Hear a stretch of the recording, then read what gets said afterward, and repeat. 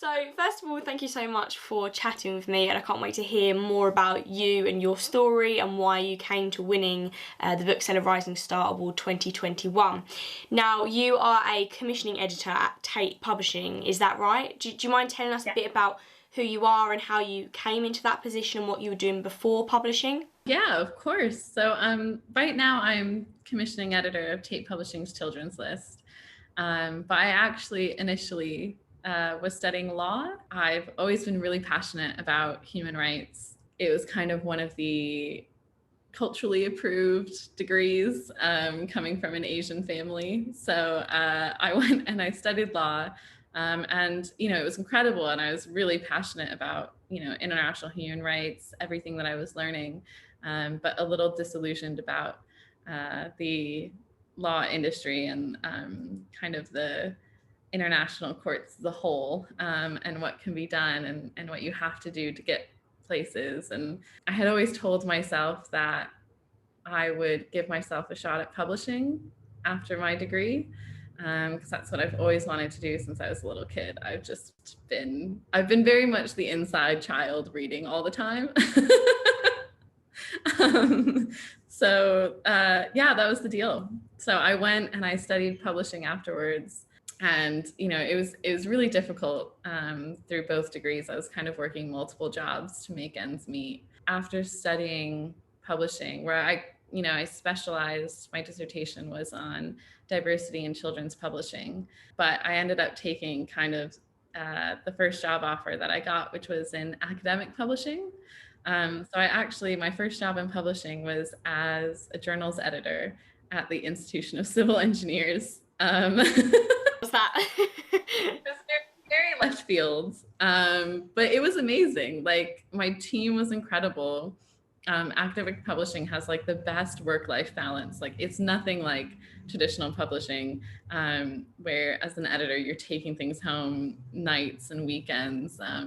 This is very 9 to 5, and my team was super supportive. And so while I was there, I actually started a literary magazine for women, femme, non-binary people of color. Desert Rose, is that right? Desert Rose, yeah. I started Desert Rose with a few friends.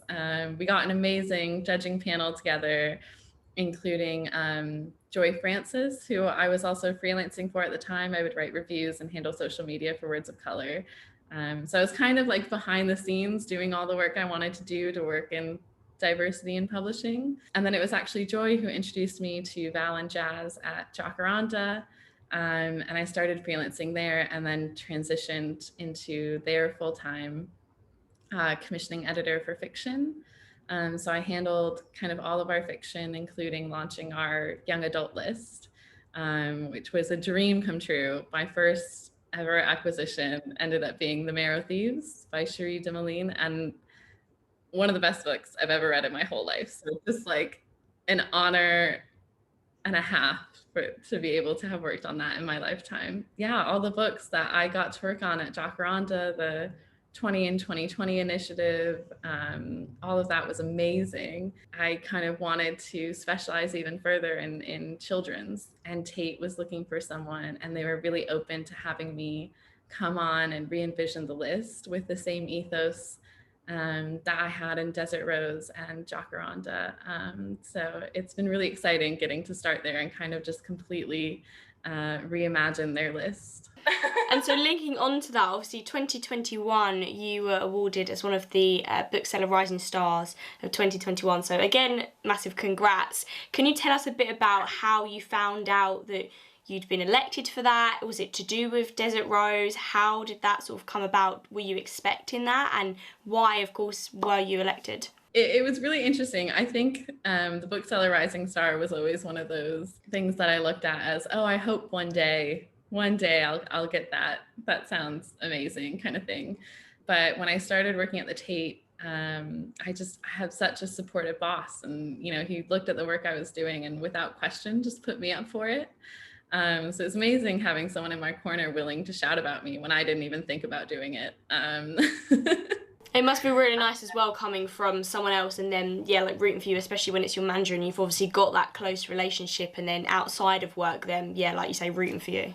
I mean, it was absolutely incredible. I think I'd only been working at Tate for a few months, and he just didn't question it. It was like, obviously. Oh wow, that's fantastic. And yeah, it was just really heartwarming. I don't know. It was really amazing to get that validation. I think after working so long in an industry that I don't think really validates people that often, the workers. There are tons of people that I think are very deserving of winning this award as well. It was just amazing. And I think Tom put me up for it partially because of the work I'd done before with Desert Rose and with Jacaranda's 20 in 2020 and launching the YA list there.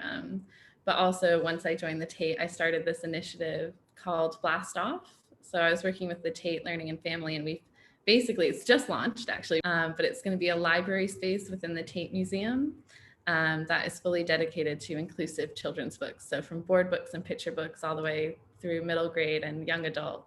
And it's kind of a space that I'm hoping the community can really claim. Yeah, that sounds really, really exciting. So when can we expect that to happen then? Open, I think, Thursdays to Sundays. Every Saturday, there's going to be a different, we're going to have a different person in a different event. And then we're going to have quite a few, I almost slipped up. Sorry. We're going to have a few amazing official launch events because this is kind of a soft launch in summer. We're going to have some really big events in October for the official launch. So it's going to be really exciting. Watch this space. And then, yeah, a few other initiatives that haven't officially launched, so I can't talk about as well, but are going to be very exciting. Yeah, and I'm sure we can catch up nearer the time as well to kind of like discuss that and hopefully be a bit of a buzz. That'll be good. Yeah, it sounds very, very exciting. Because you're working on things that you can't talk about for like a year. That is publishing in a nutshell, isn't it? Especially, I imagine, being a commissioning editor, you've got so many books that you just want to shout about that you're not allowed to yet. Oh my God. Yeah. It's very rewarding when you can finally let that out and be like, hey, here's this thing that I've been hinting at for like a year. Fab. So obviously, yeah, you won the award. Brilliant. You're obviously feeling, ecstatic about it. Has anything changed for you personally, socially, professionally since winning that award? I don't think anything too big has happened, but I think that might be because it's the pandemic.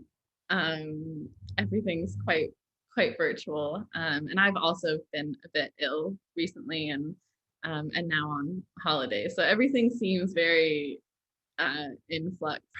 The change would probably be that it gave me a bit more confidence, a little validation, because I think I've just very much been put your head down, do all the groundwork, nose to the grindstone kind of mentality. And it was just, I think it's very easy to feel insecure in this industry where the pace is kind of burnout and you have to do your job and extra initiatives and other jobs. And you're really just like doing everything you can to change a very staid industry. Yeah, to have that moment of kind of joy and recognition of yourself, but also everyone else. Like, it's amazing. All the other rising stars that I can say I'm in company with. It's just, yeah. So have you been in contact with a lot of the other rising stars as well? And do you think perhaps without the pandemic you would have been in contact with them more? So a few of them I'd known already. So I got to see in person very briefly when we did the little photo shoot at the bookseller. But yeah, I think most of it is just virtual shouting about each other and how happy we are for each other. And now, moving forward, what does this now mean for you? What are your I'm aware that you'd said before as well to the bookseller that you had hopes in the long-term future of setting up your own publishing house and your own imprint. Is that still the aim? Yeah, I think one day I would love to do that. I want kind of that full freedom of commissioning whatever I want, which is probably idealized. Having worked in it long enough, I know that the business side of things is also like very heavy. So if I started my own company, that would take up most of my time, which is kind of also what draws me back from it. It's a toss-up. If I could work with someone who is very business minded and then get to do all the fun bits of commissioning, That's perfect. Yeah. There's someone out there who just loves the businessy bits. Then we'll send them your way. Yeah, that'd be great. And would you still want to do kind of children's books, YA books, which is what you're sort of working on at the moment? I love children's books. I think picture books are the best. Board books, picture books. But I'm also, my heart is still with young adult and loved working in literary fiction, especially queer literary fiction. I think that's why my dream one day is to just be in a position where I get to work on all of them, working a little bit in each freelancing. So I'm still doing a bit of young adult work for Jacaranda, and doing some freelance work for Words of Color. So I'm keeping my. You're definitely staying busy still. Yeah. What do you prefer reading for leisure as well? Do you like reading YA and sort of picture books, board books? I'm always reading one of each at any given time. Everything. So, part of this like virtual Twitter picture book club, and we meet every Monday and we read each other picture books. Oh, that's amazing. I suppose that wouldn't take long either, would it? So that's the benefit of it. Yeah, it's about an hour like every Monday night, and we just read diverse picture books to each other. Like it's all people of color, and it's just the most heartwarming, inspiring thing. So I have my picture book club, and then I'm reading Haunani K. Trask, her kind of book on Hawaiian sovereignty. I'm also reading a YA anthology collection of Native short stories called, I think it's Ancestor Approved.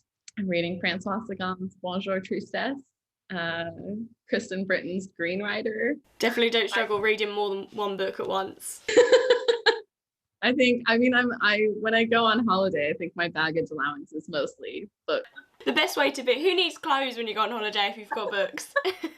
I saw like a shocking statistic recently of how many books there are in the world and how many books you could physically read if you were reading 24 hours a day, and it was still nowhere near close to how many books there are out there. It's like, oh. I once lived on a houseboat, and my housemate was like seriously concerned about the amount of books on it because they were all stacked on one half of the boat, and she was like, it is going to Titanic. I love that. I mean, it sounds like, yeah, you're obviously being super busy and super ambitious.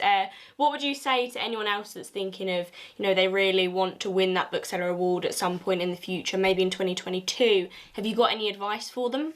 Shout about yourself. I think it's something that I'm personally really bad at, and I really been working really hard. My whole focus has just been do the work, and that's what matters. And it does. That is definitely the focus, and that's what matters. But I think also, especially for a lot of people of color working in the industry, you deserve to shout about yourself. You're doing amazing work. There are so many more obstacles that you're overcoming, so much more work that you're expected to do. And I think that, if you want this award and you've done the work, shout about it. Nominate yourself, find someone to nominate you, be in your corner, because you deserve it. You've done the work already. You deserve the recognition.